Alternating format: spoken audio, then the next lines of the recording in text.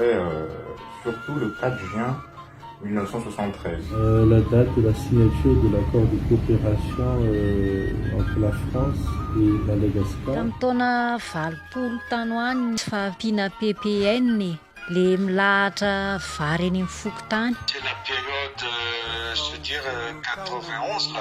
On ne peut pas nier le fait que l'amalgachisation était le souhait des Malgaches en soi. Tena nety le izy, tena nety fa zany hoe nampalahelo tsy tanteraka.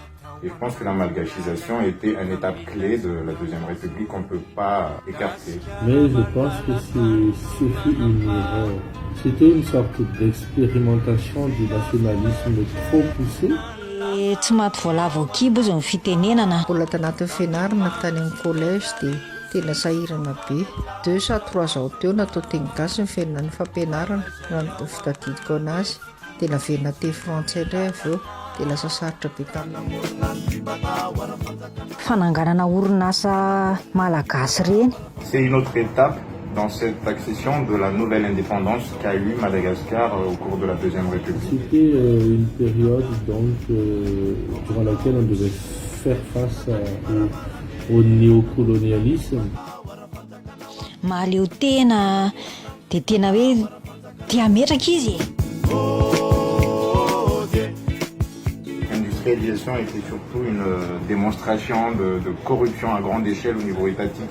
Et donc c'était un grand échec, que ce soit national, international même. Dia nefa izy nisy fitantanana tsy nety. Et le gros souci, c'était au niveau donc, du management. Il y a eu trop de dilapidation des biens publics, trop de détournements. Comme en témoigne ce qu'on appelle les éléphants blancs de l'époque.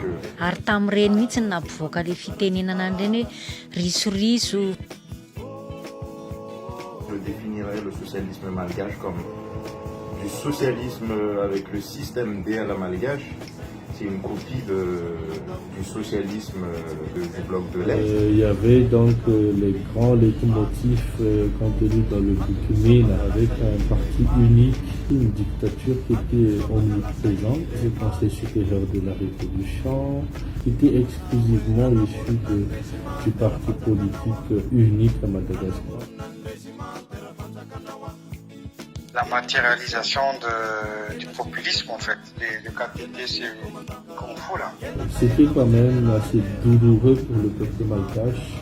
C'est l'avènement du banditisme avec la bénédiction du pouvoir. Le mouvement TPS, Tanura Tungasen, ont parrainant en fait ce groupuscule de jeunes en une forme de jeunesse communiste de l'époque, comme tous les autres pays communistes en avaient, et donc commençaient à piller un peu partout, à faire des démonstrations de force. Nous, dans la jeunesse estudiantine et tout ça, on était considérés comme étant les faibles physiquement, qu'on n'était pas désengagés, mais on était plus un télo.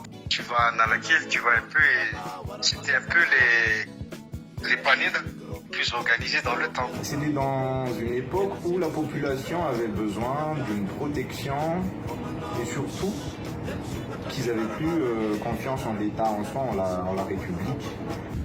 En un jour, donc, on a mis fin à cette communauté parce qu'il formait une certaine communauté. C'était pas seulement pour les arts martiaux, mais c'était vraiment un nouvel art de vivre.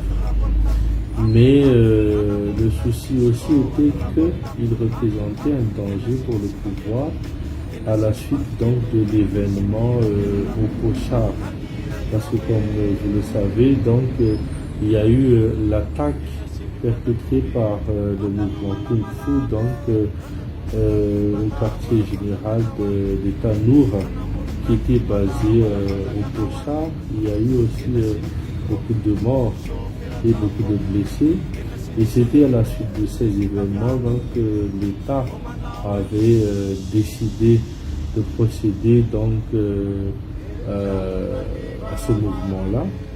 Mais c'était vraiment une période douloureuse pour le pays et partout. En 91, on a vécu ça non pas simplement comme étant un espoir c'est c'est vraiment une voie de la liberté qui tout plaît et que, avec une ère nouvelle, une autre vision économique et politique du pays, avec la liberté d'expression. À partir de 90-91, on peut voir en fait une ouverture de Madagascar par rapport au niveau libéral. On était parmi les étudiants qui ont fait les grèves. On a porté ça dans nos cœurs pour dire maintenant on va changer d'époque et d'ère, plus de liberté. Donc c'était un peu l'euphorie en ce moment-là.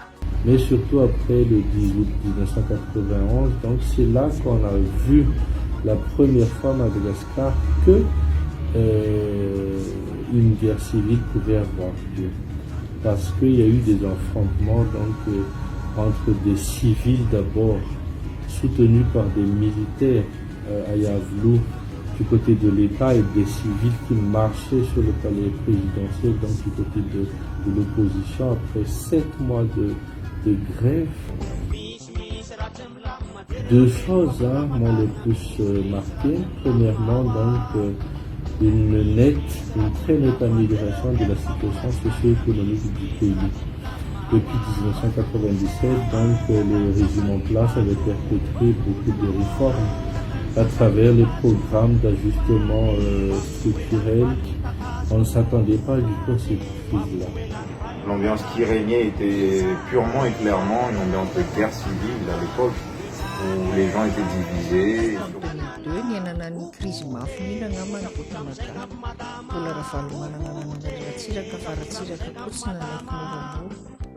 Midina daholo ny province, isolé tanahy, ny fidin'entana lafo be daholo, surtout izay ilain'olona, ohatra carburant, tamin'izany tsisy bus fa tsisy carburant dia izaho be voka nandeha miasa mandeha tongotra, betsaka amin'ny toeram-piasana nikatona tamin'izany.